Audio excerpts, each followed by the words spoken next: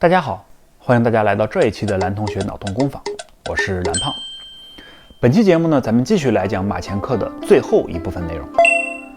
前面2期节目中呢，咱们讲到了这本经世寓言书中从三国时期直到清朝覆灭的所有故事。那么在这期节目当中呢，咱们会讲到诸葛先生对于未来尚未发生之事的预言。那么咱们废话不多说，接着来看这本书下面的内容。第10课，史后牛前，千人一口，五二倒置，蓬莱无咎。这一课预言的呢是中华民国成立后的事情。1912年1月1日，孙中山在南京成立的国民政府当中宣告就任临时大总统。2月13日，清帝正式宣告退位。而史后牛前指的就是这一段时间的生肖纪年法。1911年是辛亥年，也是猪年，史即是指猪，而1913年是牛年，因此1912年就是史后牛前之年。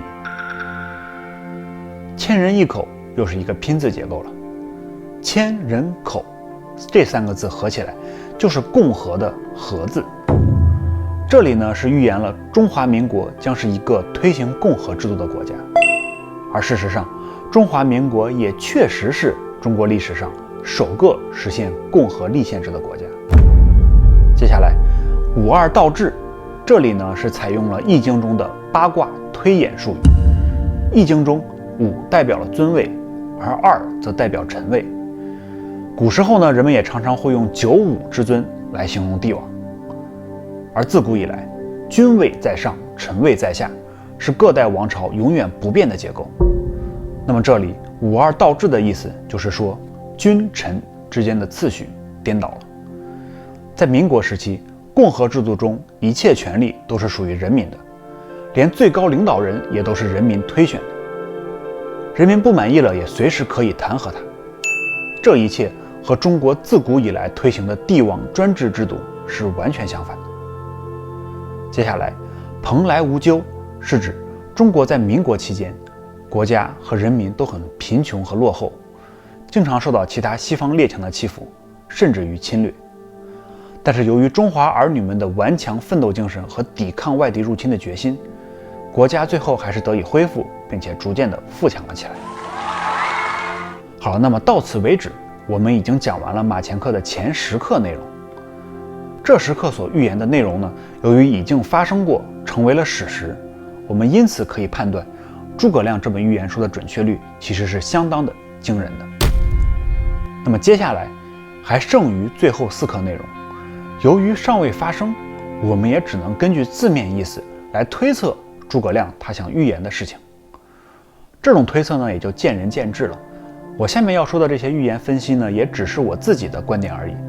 各位观众朋友们呢，也可以结合自己的理解，在下方留言讲讲你对这后4课内容的看法。第11课，四门诈辟，突如其来，沉积一声，其道大衰。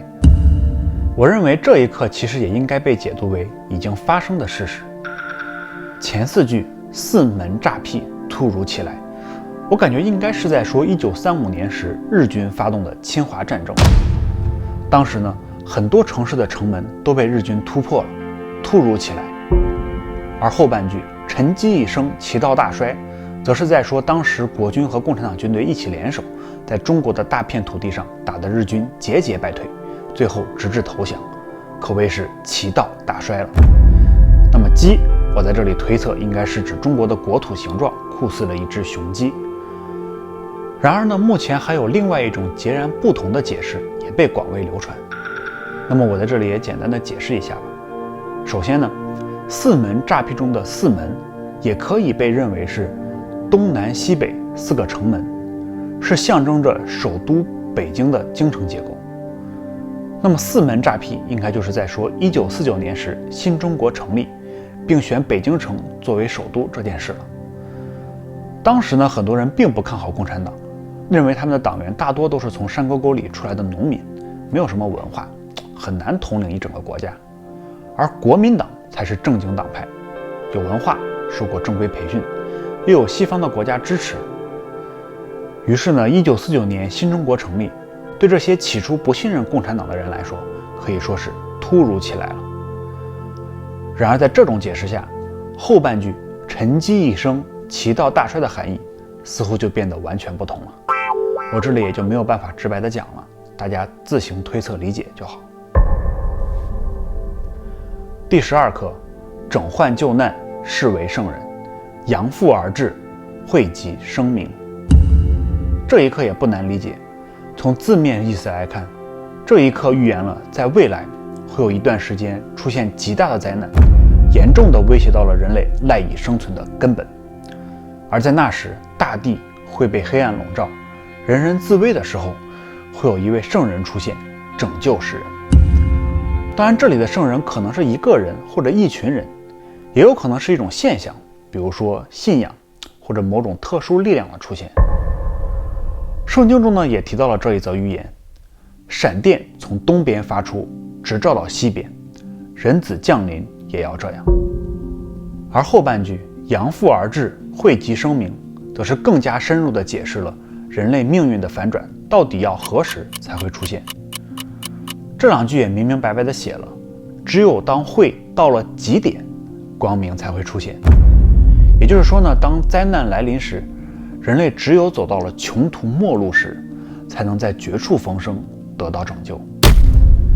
那么结合我们现如今的实际情况呢，目前的新冠疫情也许就是一次所谓的能够危及全人类的灾难，而惠及生民的转折，也许就是现在的各种疫苗，在人类走入困境时得以带来拯救。然而呢，也有可能目前的疫情还不够格，在不久的未来还会有一场更大规模的灾难等待着人类。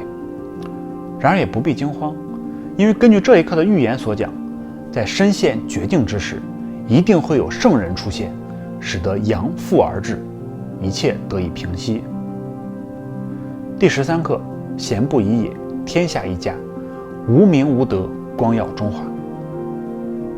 这一课诸葛先生的预言比较笼统了，我感觉应该是在说继圣人降临后世界格局的变化和民间一切和谐的景象。首先呢，贤不以也，天下一家，是在说有贤德的人不会遗落在民间，而是会得到重用。世界之间呢，也再没有国家之分，也不会再有战争发生，世界大同，变成了一个统一完整的国家。而无名无德，我推测应该是对应了道家常说的上德不德，也就是说至德的意思。无名乃是大名，无德也实为至德。这里应该是想说这位圣人是至德至明，无人能比。那么光耀中华就不用多说了，很简单，就是指这位圣人及其带来的一切能够拯救世人，让阳光普照大地。难以置信的是呢，这一课的预言也和推背图中有一段近乎完全相同。在推背图的第59项中是这样描述的：无城无府，无尔无我，天下一家，至真大化。由此可见，这一则预言呢还是有极高的可信度的。第14课，瞻得此刻，艺术乃终，前古后今，其道无穷。这一课呢就是最终的结尾了。诸葛亮在这里解释道，他能占卜到的卦象也就这么多了，他的预言也就到此为止了。而纵观前后历史，可以发现有一种规律，也就是这里说的道，从来都没有改变过，而且还在不停的循环重复的发生着。所以也可以说前后古今，其道无穷了。相对应的呢，在推背图的第60项中也说到了，茫茫天数此中求，世道兴衰不自由，万万千千说不尽，不如推背去归休。这两本预言书的最后结尾的含义可以说是高度的雷同了。那么咱们话讲到这里，整整3期的详解马前课的节目也就正式的结束了。十分感谢大家准时和耐心的观看。我想说，马前课这一上古预言书中所预测的内容可以说是准确率相当的惊人了，几乎涵盖了中国历史当中所有的重大事件。然而呢，对于最后4课的预言来说，在历史还没有走过这一段之前，对这些预言的解释一定是要见仁见智的。而仔细研读这些寓言的篇章，也不难发现，人类的发展和变化一直是有一个特定的规律在背后运行的。大多数的寓言也都是作者根据他们自己推敲出来的这种规律才写下的，而这些规律是人力无论如何都无法撼动的。因此，听天命，尽人事，才是我们现在唯一能做的最正确的事。好了，这期节目就是这样，感谢您的收看。如果你喜欢这期节目的话，不要忘记点赞、转发、评论以及订阅。我是蓝胖，我们下期节目再见。